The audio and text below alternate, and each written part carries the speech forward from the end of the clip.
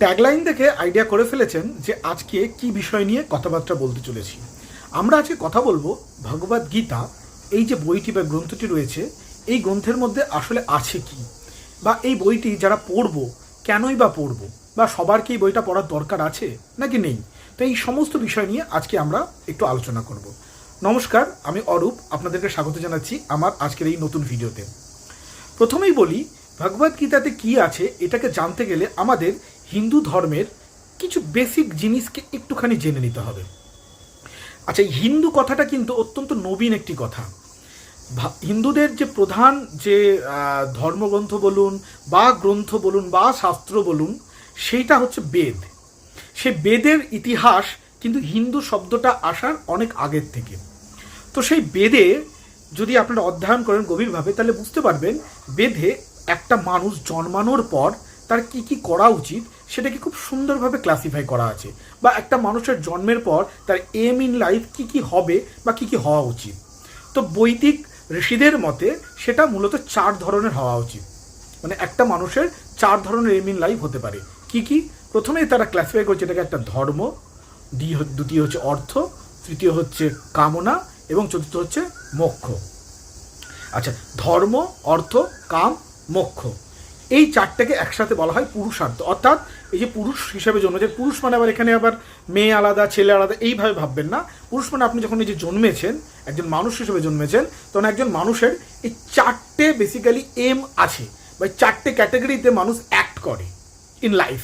ওকে, তাহলে এই 4টে ক্যাটাগরিকে একটু জানতে হবে। কেন নাকি এই যে গ্রন্থগুলো যেগুলো বৈদিক ঋষিরা তৈরি করেছিল, যতটুকু আমি পেয়েছি তাতে কিন্তু এই 4টে ক্যাটাগরিতে কিন্তু গ্রন্থগুলোকে আমরা ভাগ করতে পারি। মানে বলতে পারেন যে ধর্ম যদি আপনি জানতে চান তাহলে তার জন্য ধর্মশাস্ত্র রয়েছে। অর্থ নিয়ে যদি আপনি পড়াশোনা করতে, অর্থ যদি আপনার মোটো হয় জানার এই মুহূর্তে, জীবনের এই মুহূর্তে অর্থ সম্পর্কে আপনার জানার ইচ্ছা আছে, তার জন্য অর্থশাস্ত্র রয়েছে, নীতিশাস্ত্র রয়েছে। অর্থশাস্ত্র নীতিশাস্ত্র বলা হয়। আচ্ছা, যদি আপনার কামনা বা ডিজায়ার, কামনা মানে শুধুমাত্র এখানে সেক্সুয়াল প্লেজারের কথা বলা হচ্ছে না। কামনা মিনস হচ্ছে all the desires in our life. আমরা যা যা জীবনে চাই, যা যা পেতে চাই, যা আমরা কামনা করি, সমস্ত কিন্তু এই কামনা শাস্ত্রের মধ্যে থাকছে। ঠিক আছে, তাই কামনা, ডিজায়ার ফুলফিলমেন্ট যদি আপনার ইচ্ছে হয়, তার রিগার্ডিংও শাস্ত্র রয়েছে। আর যদি আপনি মোক্ষ চান, এবার মোক্ষ মানে কি? মোক্ষ কথাটা খুব সাদামাটা মানে হচ্ছে মুক্তি। মুক্তি কি থেকে মুক্তি? মুক্তি হচ্ছে আমাদের জীবনে যে দুঃখ কষ্ট আছে সেখান থেকে মুক্তি। ঠিক আছে, তো আমি মোক্ষ নিয়ে একটু পরে আসছি, কি ডিটেলে আমি এই সব প্রত্যেকটা ক্যাটাগরিকে একটু একটু করে বলবো, সেটা আমাদের দরকার আজকের এই আলোচনাটা করবার জন্য। তো এই মুক্তি নিয়ে যদি আপনি কোনো জানতে চান বা মুক্তি পেতে চান, বা মুক্তির সম্পর্কে বা মুক্তি যদি আপনার জীবনের এখন এসে উদ্দেশ্য হয়ে দাঁড়ায়, তাহলে কিন্তু আপনার জন্য রয়েছে কিছু কিছু মোক্ষশাস্ত্র। তো ভগবদ গীতা কিন্তু ধর্মশাস্ত্রের মধ্যেও পড়ে না, অর্থশাস্ত্রের মধ্যেও পড়ে না, কামনা শাস্ত্রের মধ্যেও পড়ে না, পরে হচ্ছে মোক্ষশাস্ত্রের মধ্যে। ক্লিয়ার? আচ্ছা, এবার আসুন এই 4টে ক্যাটাগরিটা আসলে কি। প্রথমে বলে রাখি, একটা মানুষের জন্মানোর পর তার জীবনে বিভিন্ন সময়ে এই 4টে জিনিসের, মানে ধরুন যখন একটা ছেলে ছোট আছে বা একটা মানুষ যখন ছোট রয়েছে, তখন তার জীবনের মূল উদ্দেশ্য হয়তো ধর্ম হতে পারে, তখন তার অর্থ বা কামনা বা মোক্ষ নয়। আবার কারো কারো ছোট থেকেই উদ্দেশ্য হতে পারে অর্থ। মানে বলতে চাইছি যে একটা মানুষের জীবনের যে কোনো সময় দাঁড়িয়ে যে কোনোটা উদ্দেশ্য হতে পারে।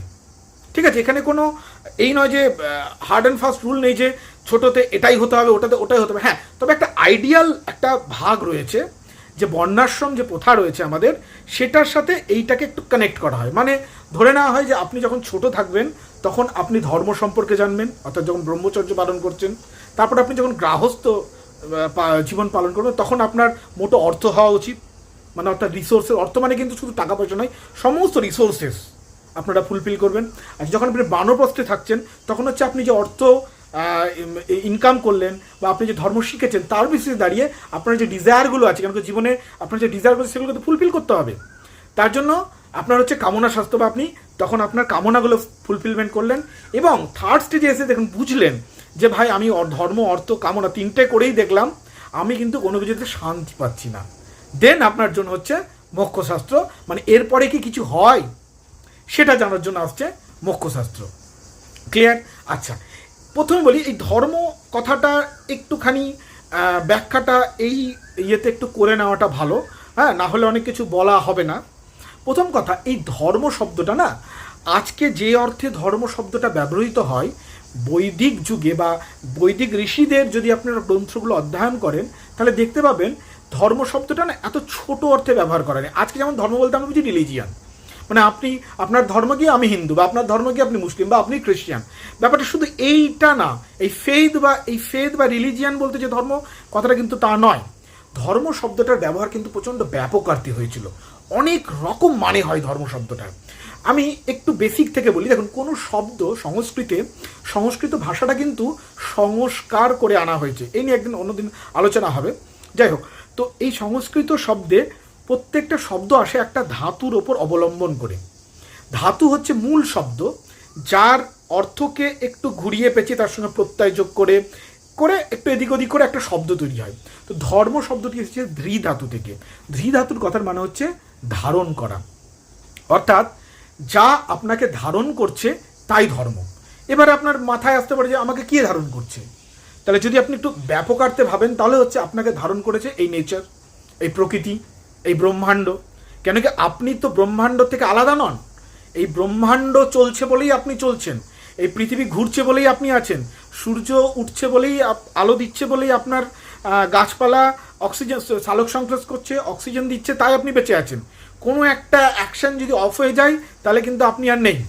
আপনি কেন, পুরো জীব জগৎ হয়তো নেই হয়ে যাবে। ঠিক আছে, so we all are interconnected এবং আমরা একটা ইউনিট হিসেবেই কাজ করছি। ঠিক আছে, তাহলে আমাদেরকে ধারণ করে রেখেছে কিন্তু প্রকৃতি বা নেচার।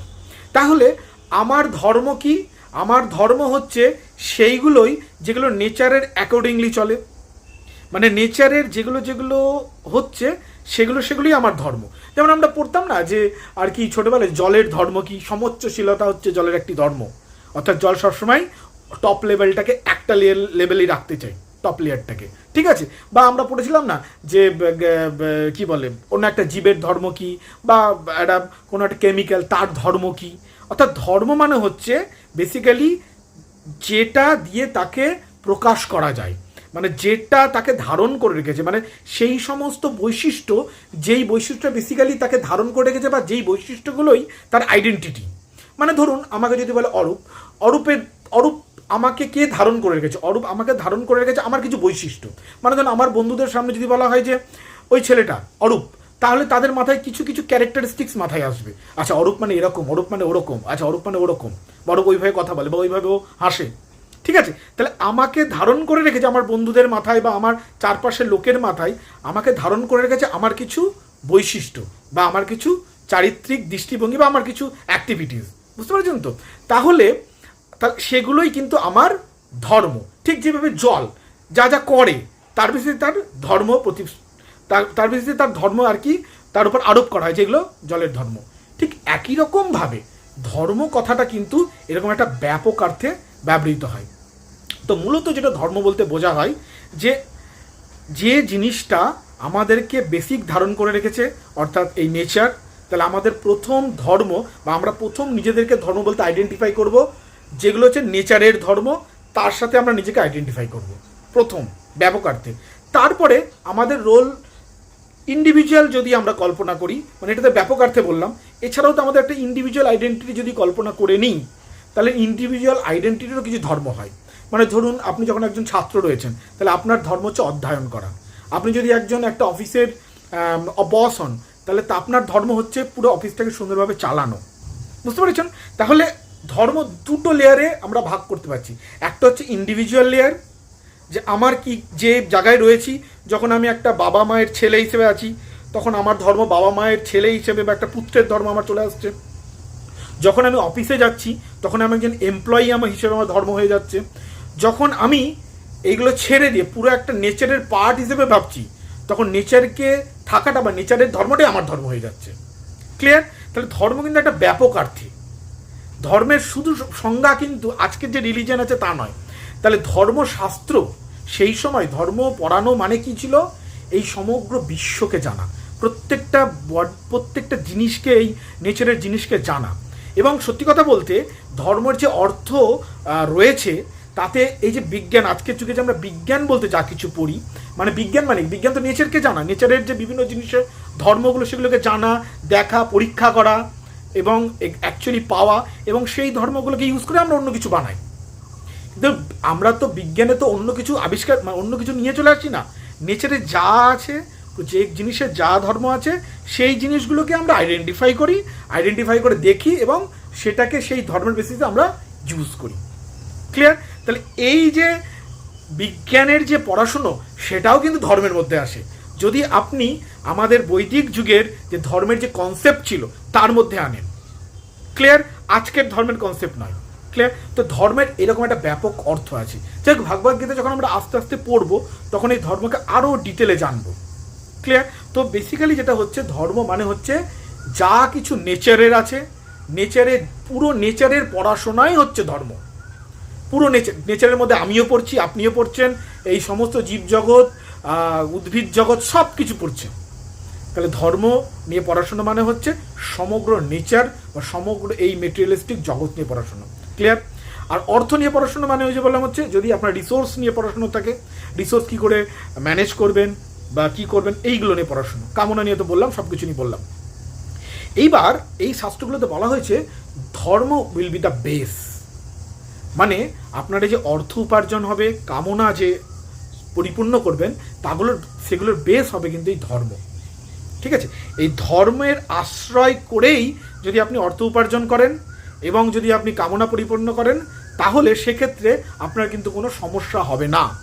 কিন্তু যদি আপনি ধর্মকে উল্টোপাল্টা করে দেন, তার উপর দাঁড়িয়ে যদি অর্থ ইনকাম করেন বা কামনা পরিপূর্ণ করেন, সেগুলো কিন্তু নেগেটিভ হিসেবে আপনার সামনে চলে আসবে, অর্থাৎ খারাপ হবে। ভালো আর খারাপ এই যে ডিফারেন্সিয়েশনটা যেটা হয়, সেটা অন দ্য বেস অফ কি? ধর্ম। সেই জন্যই ওই যে বললাম না, আমাদের যে চতুরাশ্রম যে প্রথা আছে, যে ব্রহ্মচর্য, সে ব্রহ্মচর্যেই ধর্মের শিক্ষা দেওয়া হয়। মানে কোনটা ঠিক না, বা প্রকৃতির কি ধর্ম, তোমার কি ধর্ম, তোমার পুত্র হিসেবে কি ধর্ম, প্রত্যেকটা লেয়ারের ধর্মকে ভালো করে শিখিয়ে দেওয়া হয়, যাতে কিনা সে ধর্মকে বেস করে সে অর্থ উপার্জন করে বা কামনা পরিপূর্ণ করে। ধর্ম হচ্ছে বেস। ঠিক আছে? এর রেফারেন্স আমরা বিভিন্ন উপনিষদে, বিভিন্ন বেদের বিভিন্ন অংশে আমরা এর উদাহরণ পেয়ে থাকি, যার ডিটেলস দিয়ে আমি আর ভিডিওটাকে বাড়াচ্ছি না, যে রেফারেন্সগুলো এখানে দিয়ে আমি। মোদ্দা কথা, ধর্ম হচ্ছে বেস, তার উপর দাঁড়িয়ে আছে অর্থ, তার উপর দাঁড়িয়ে আছে কামনা। মোক্ষ কিন্তু এর থেকে কমপ্লিটলি একটু আলাদা। মোক্ষ মানে কি? আমি একদম লাইভ এক্সাম্পল দিয়ে আপনাকে বোঝাই। আমি যখন হচ্ছে ছাত্রাবস্থায় ছিলাম, তখন আমার মেন ছিল যে কোনো রকম একটা ভালো রেজাল্ট করতে হবে। ভালো রেজাল্ট করে আমি ইঞ্জিনিয়ারিং পড়তে গেলাম। সেখানে আমার ইচ্ছে হলো যে ভালো করে আমাকে সেমিস্টারগুলোকে ক্লিয়ার করতে হবে এবং ক্যাম্পাসিং একটা জব পেতে হবে। সেটা হলো। তারপর সেই জবটা দেখলাম যে আমার ভালো লাগছে না, আমাকে একটা ভালো স্টেবল জব পেতে হবে। সেই জন্য আমি একটা গভর্নমেন্ট জব পড়াশোনা করলাম, পেলাম। এতক্ষণ পর্যন্ত আমার লক্ষ্য ছিল যে আমি কিভাবে অর্থ উপার্জন করব এবং জীবনের কামনাগুলো পরিপূর্ণ করব। যখন আমার অর্থ উপার্জনের পর কিন্তু আমি ডেলিভারেটলি আমার যা ইচ্ছে ছিল সেগুলো স্যাটিসফাইড করতে শুরু করলাম। মানে আমার ঘুরতে যাওয়ার ইচ্ছে ছিল, ঘুরতে যেতে শুরু করলাম। আমার ভালো জামা কাপড় পরার ইচ্ছে ছিল, কিনলাম। আমার একটা বাইক কেনার ইচ্ছে ছিল, কিনলাম। মানে আমার যা মোটামুটি কামনা ছিল, মোটামুটি একটা স্টুডেন্ট হিসেবে, ওই বয়সী একটা ছেলে হিসেবে, সেগুলো কিন্তু আমি করার চেষ্টা করলাম। আমার যতটুকু অর্থ উপার্জন ছিল, আমার ক্যাপাবিলিটি অনুযায়ী অবশ্যই, ওই যে বললাম ধর্ম বেস। ঠিক আছে? হলো। তারপর আমি ফিল করলাম, আমি নিজের কথা বলছি, তারপর আমি ফিল করলাম এগুলো করেও না একটা আলটিমেট শান্তিটা হচ্ছে না। কিছু একটা মিস করছি, কিছু একটা মিসিং চলছে। একটা মাইন্ডের মধ্যে কোথাও আমি ওই পিসটা পাচ্ছিলাম না। মনে হচ্ছে কিছু একটা জীবনে নেই, কিছু একটা দরকার, আরও দরকার। কি সেটা বুঝে পাচ্ছিলাম না। তো তবে এটা জিনিস বুঝলাম যে সেই জিনিসটা যাই হোক মেটেরিয়ালিস্টিক কিছু না। এই যে মেটেরিয়াল জগতে যা কিছু, সেই জিনিসটাকে আমার যে চাহিদাটা সেটাকে পূরণ করতে পারে না। তখনই শুরু হলো আমার একটু অন্য ধরনের পড়াশুনো, যে সত্যি কি তাহলে কি আর কিছু আছে যেটা আমার জানা বাকি থাকলো বা যেটা করার বাকি থাকলো। তখন আমি এটা ভাবতে শুরু করলাম, আমি না, আমার বয়সে আরও অন্যান্য অনেকেই এটা ভাবতে শুরু করলো, তাহলে বোধহয় আমি যে স্যালারিটা পাই এটা দিয়ে আমার যেটুকু পরিপূর্ণ হচ্ছে তাতে না, তার চেয়ে হয়তো একটু বেশি করি, তাহলে বোধহয় আমার এই মানসিক যে অশান্তিটা সেটা বোধহয় ঠিক হয়ে যাবে। কিন্তু তখন আমি দেখলাম যে না, আমি যেটা চাইছি সেই জিনিসটাও কেউ পেয়ে আছে, যারা ধরুন আমার চেয়ে আরও সিনিয়র যারা ছিল তাদের সঙ্গে কথা বললাম, তারা আমার চেয়ে অনেক বেশি অর্থবান ছিল, তারা আমি যে যে জিনিসগুলো পাইনি তারা সেই সেই জিনিসগুলো পেয়েছে। বাট তাদের সঙ্গে যখন কথা বললাম দেখলাম যে না, তারাও কিন্তু হ্যাপি নয়, তারাও কিন্তু ভেতরে ভেতরে কোথাও একটা প্রবলেমের মধ্যে রয়েছে, কোথাও একটা শান্তি পাচ্ছে না। আমি তারপর দেখলাম যে এই যে পৃথিবীতে এত বড় বড় যারা রয়েছে, যাদের প্রচুর ধনসম্পদ রয়েছে, হ্যাঁ, তাদেরও কিন্তু বেসিক্যালি ওই একটাই জায়গায় সমস্যা, তারা সব কিছু পেয়েছে কিন্তু কোথাও ওই ওই মানসিক শান্তিটা কোথাও না কোথাও নেই। তাহলে এই এই শান্তিটা বা এই যে জিনিসটা খুঁজছি, এটাকে আমি শান্তি বলছি, নাও হতে পারে শান্তি, অন্য কিছু হতে পারে, যে বাট যে জিনিসটাকে খুঁজছি, যে জিনিসটাই অর্থ কামনা পরিপূর্ণ করা, এবং অর্থ কামনা পরিপূর্ণ হবে কোথায়? এই ম্যাটেরিয়ালিস্টিক জগতে, এই জগতে, এই নেচারে, এই নেচারেই জিনিস দিয়ে আপনার অর্থ উপার্জন হবে, এই এই নেচারের জিনিস দিয়ে আপনার কামনা পরিপূর্ণ হবে। এই নেচারের বাইরের কোনো জিনিস তো আপনার কামনা পরিপূর্ণ করতে পারবে না, বুঝতে পারছেন তো? তাহলে যা কিছু এই ধর্ম, অর্থ, কামনা, এই তিনটে কিন্তু সবটা এই মেটেরিয়ালিস্টিক জগতের মধ্যে আওতায় চলে আসছে। এবং আপনি যদি খুব ভালো করে খেয়াল করে দেখবেন যে মেটেরিয়ালিস্টিক জগতের কোনো কিছু আপনাকে ওই আলটিমেট শান্তিটা দিতে পারবে না। তাহলে এই আলটিমেট শান্তিটার খোঁজ করতে গিয়ে কোথায় এসে পৌঁছালাম? এসে পৌঁছালাম যে শাস্ত্রটিতে, সেই শাস্ত্রটিকেই বৈদিক ঋষিরা বলেছেন মোক্ষশাস্ত্র। তাহলে আপনার তখন গোল হয়ে দাঁড়াবে মোক্ষশাস্ত্র। এবার আপনি একটা জিনিস ভেবে দেখুন, যদি আপনি এখনও ধর্ম, আপনার ধর্ম, যদি আপনি ছাত্র আছেন, আপনার এখন ধর্ম হচ্ছে পড়াশুনো করা, আপনি পড়াশুনোতে মনোনিবেশ করতে পারছেন, আপনার পড়াশোনা ঠিক করতে পারছেন না, আপনি আগে যদি মোক্ষশাস্ত্রে চলে যান, মোক্ষশাস্ত্রে পড়াশোনা করতে শুরু করেন, তাহলে কিন্তু প্রবলেম ক্রিয়েট হবে। আবার ধরুন আপনার অর্থ, আপনার এখনও স্টেবল ইকোনমিক একটা জায়গা আসেনি, আপনি প্রতিদিন ভাবেন যে আজকের কালকের সংসারটা কী করে চালাবো, পরশুদিন আমি কী করে কী করব, এটা যদি ভাবেন, তাহলে আপনার জন্য হয়তো এই মুহূর্তে মোক্ষশাস্ত্র নয়। বা আপনার এখনও কামনা প্রচুর, আপনি কোনো একটা জিনিস পেলেই প্রচণ্ড আনন্দ পেয়ে যান, তাহলে আপনি তো ওই একটা জিনিস পেয়ে আনন্দ পেয়ে যান, তাহলে আপনার তো মোক্ষশাস্ত্র দরকারই নেই, কেন মোক্ষশাস্ত্র আলটিমেটলি আনন্দই দেবে। তো আপনি যদি একটা জিনিস পেয়েই আনন্দ পেয়ে যান, তাহলে আপনার জন্য মোক্ষশাস্ত্র হয়তো না, ঠিক আছে? তো মোক্ষশাস্ত্র তাদের জন্য যারা ধর্ম, অর্থ এবং কামনা তিনটেকে ইউটিলাইজ করেছেন এবং দেখেছেন যে এখানে সেই শান্তিটা নেই, বা এর বিয়ন্ডে আমার কিছু দরকার, বা এই মেটেরিয়ালিস্টিক জগতের সমস্ত কিছু যেটা বেসিক্যালি টেম্পোরারি, সেই জিনিসটা আমাকে শান্তি দিতে পারছে না, আমার বাইরে কিছু একটা চাই, তার জন্য হচ্ছে মোক্ষশাস্ত্র। মোক্ষ মানে কি? মুক্তি। মুক্তি কি থেকে? মুক্তি হচ্ছে কষ্টগুলোর থেকে, দুঃখগুলোর থেকে। দুঃখ কি? আমাদের শাস্ত্র এই দুঃখকে তিনটে ভাগে ভাগ করা হয়: আধ্যাত্মিক দুঃখ, আদি দৈবিক দুঃখ, আদি ভৌতিক দুঃখ। ঠিক আছে? আধ্যাত্মিক দুঃখ মানে যে দুঃখগুলো আমার মনের ভিতরে, আমার শরীর রিগার্ডিং, ঠিক আছে, শরীর এবং মন রিগার্ডিং যে দুঃখ, সেটাকে বলে আধ্যাত্মিক দুঃখ। আচ্ছা, আদি ভৌতিক দুঃখ মানে হচ্ছে যেগুলো ফিজিক্যাল জিনিসপত্রের জন্য আসে। ধরুন কি বল, আপনাকে কেউ মেরে দিল, আপনি খেতে পাচ্ছেন না, বা আপনার এই যে এই রিগার্ডিং যা দুঃখ, সেগুলো হচ্ছে আদি ভৌতিক দুঃখ, যেগুলো ফিজিক্যালি আসে আমাদের কাছে। ঠিক আছে? আর দৈবিক দুঃখ মানে কি? ধরুন এমন কিছু ঘটলো, মানে ধরুন বিশাল খরা চলে এলো, বা ধরুন একটা বিশাল বড় ন্যাচারাল ক্যালামিটিস এলো, তাহলে যে দুঃখগুলো পাবেন, যেটা অ্যাকচুয়ালি সাধারণ নয়, সাধারণ ক্যাটাগরিতে ফেলা যায় না, সেটা হচ্ছে আদি দৈবিক দুঃখ। ঠিক আছে? এই তিন ধরনের দুঃখ হয়। এবার এই তিন ধরনের দুঃখ থেকে মুক্তির জন্য হচ্ছে মোক্ষশাস্ত্র।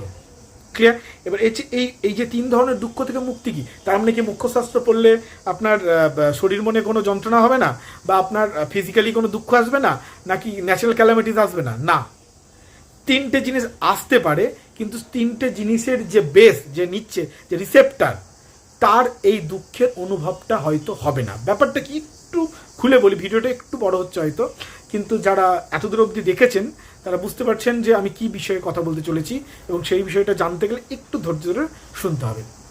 দেখুন, দুঃখ মানে কি? দুঃখ হচ্ছে যে আমি দুঃখ পাই। তাহলে দুটো জিনিস আছে, আমি আছি আর দুঃখ আছে। এবার আমি দুঃখ পাচ্ছি কোথার থেকে?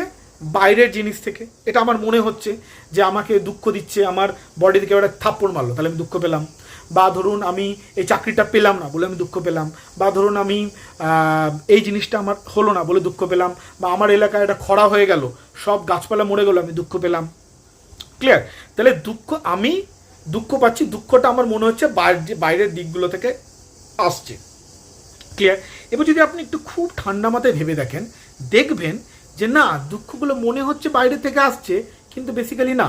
যেমন ধরুন, আপনি একটা চাকরি পাননি বলে দুঃখ করছেন, কিন্তু ওই চাকরিটা একজন পেয়েছে, তারও কিন্তু দুঃখ আছে। তাহলে চাকরি পেলেই, ওই চাকরিটা পেলেই আপনার দুঃখ ঘুচে যেত, ব্যাপারটা ওরকম না।